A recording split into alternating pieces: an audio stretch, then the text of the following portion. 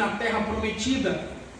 Deus fala sobre aquilo que tem de bom. Eu quero que você, ainda no capítulo 8 e no versículo 7, você leia comigo. Porque o Senhor teu Deus te põe numa terra boa. Isso depois de formar o caráter do homem, depois de ter ensinado ao homem que o homem não vive só de pão, mas vive também do que sai da boca de Deus.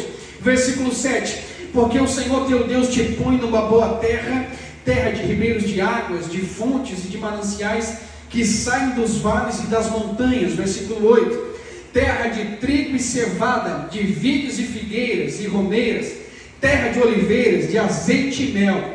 Versículo 9: terra em que comerás o pão sem escassez e nada te faltará nela, terra cujas pedras são ferro e de cujos montes tu cavarás o cobre. Eles saíram do deserto para uma terra boa. Olha o versículo 10: quando, pois, tiveres comido e fores farto, louvarás ao Senhor teu Deus pela boa terra que te deu.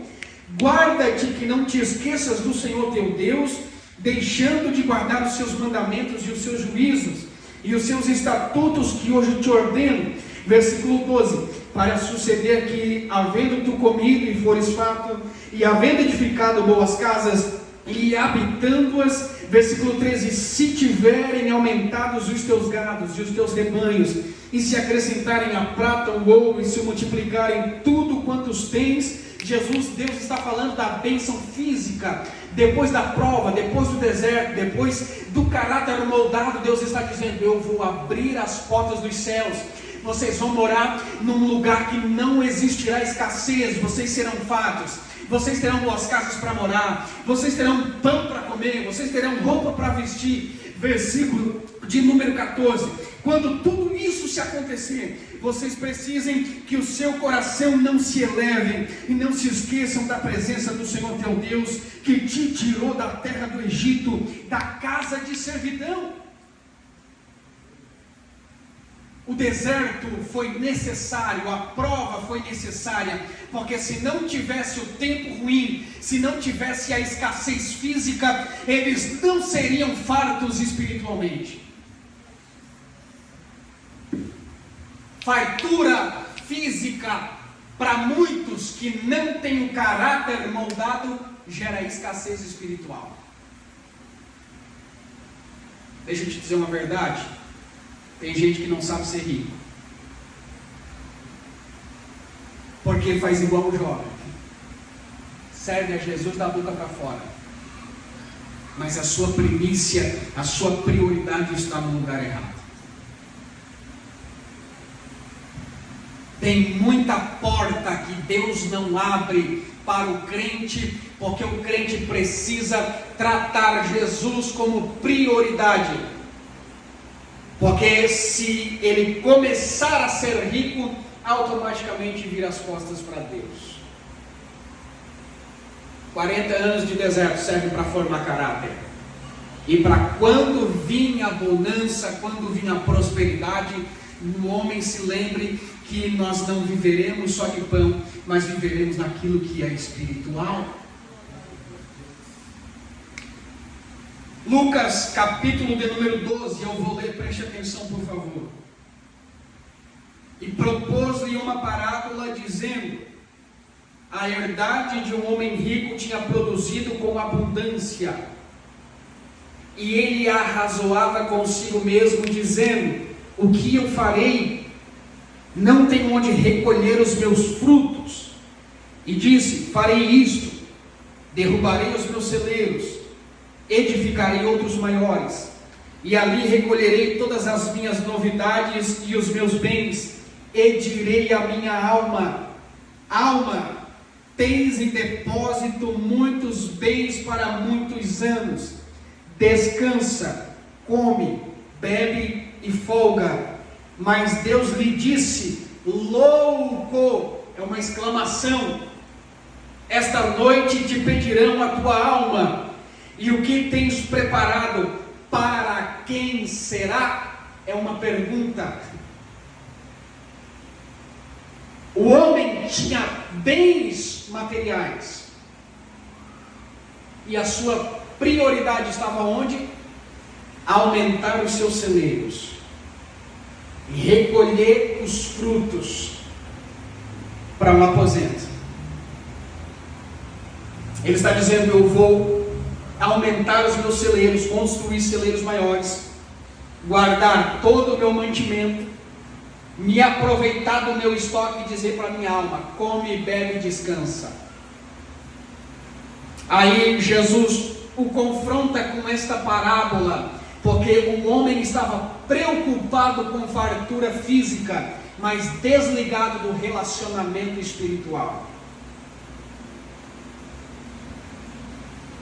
O último versículo, no versículo de número 20: assim é aquele que para si ajunta tesouros e não é rico para com Deus.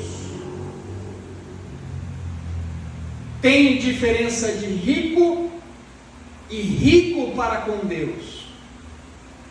É pecado ser rico, irmão? Se você acha que é pecado, dá a sua riqueza para mim, dá seus bens para mim, que eu aceito. Não fico bravo. Não é pecado ser rico. Aonde o jovem errou? Na prioridade. Aonde esse homem errou? Na prioridade. O jovem rico chegou-se até Jesus, mas o jovem rico confundiu a riqueza.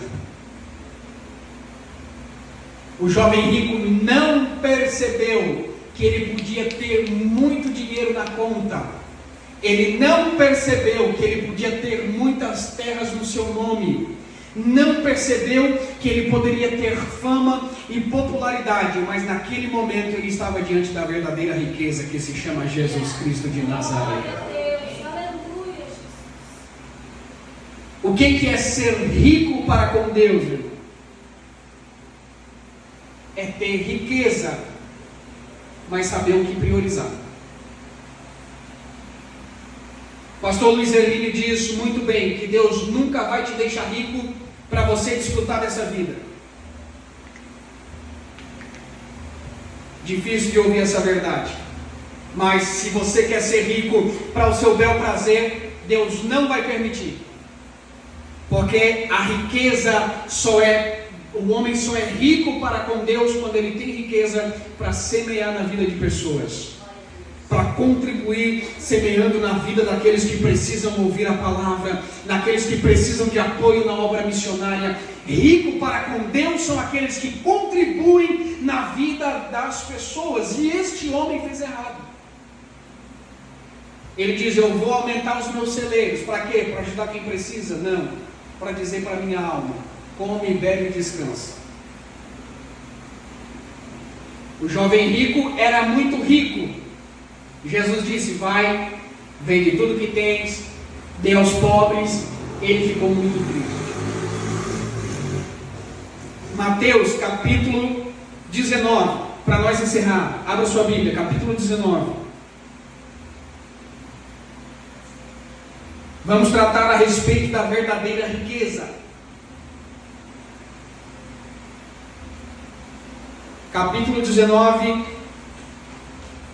versículo 23 a seguir. Disse então Jesus aos seus discípulos: em verdade vos digo que é difícil entrar um rico no reino dos céus. Capítulo 19, versículo 24.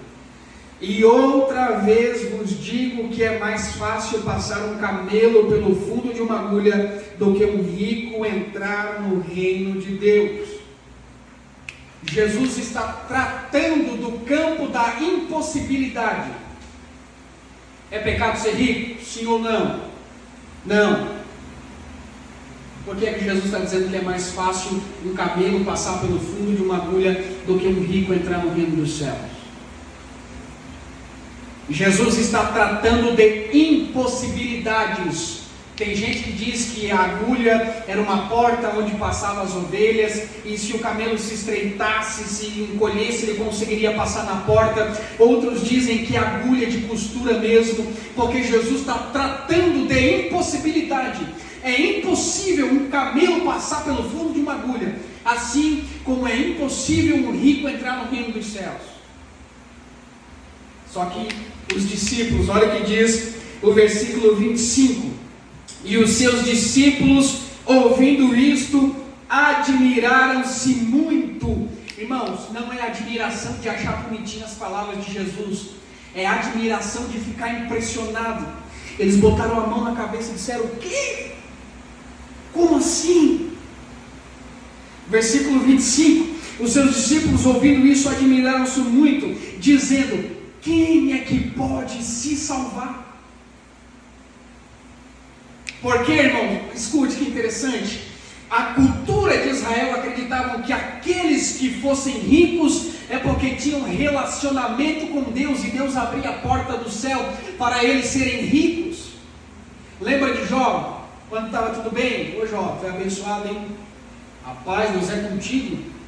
Olha só a tua riqueza. Quando ele pecou, aliás, quando ele passou pela prova, o que seus amigos lhe disseram? Ô Jó, agora eu acho que tu está em pecado. Agora eu acho que Deus te abandonou. Deus não está mais contigo, porque enquanto tu era rico, Deus era contigo. Agora eu não sei, tu está pobre, tu está com doença, tem que rever esse teu conceito de espiritualidade. Os judeus consideravam que os ricos eram abençoados por relacionamento com Deus. Aí os discípulos se apavoraram, botaram a mão na cabeça e disseram: rapaz, se para ele que é rico é difícil se salvar, e eu que sou pobre? Olha o contexto dos discípulos apavorados. Como, se ele que é rico não pode se salvar, quem é que pode se salvar? Deixa eu te dizer uma coisa: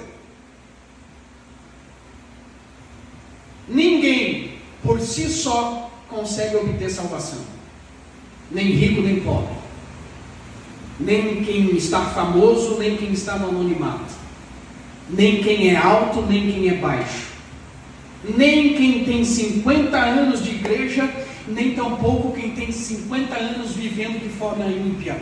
Ninguém por si só consegue ser salvação. Jesus está trabalhando a salvação no campo da impossibilidade. Versículo 26: Jesus, olhando para eles, disse-lhes: aos homens isso é impossível, mas para Deus nada é impossível. Tudo se torna possível para Deus. Oh, glória! O rico pode dar prioridade para a riqueza, mas Deus é poderoso o suficiente para quebrar o seu coração e lhe trazer ao arrependimento.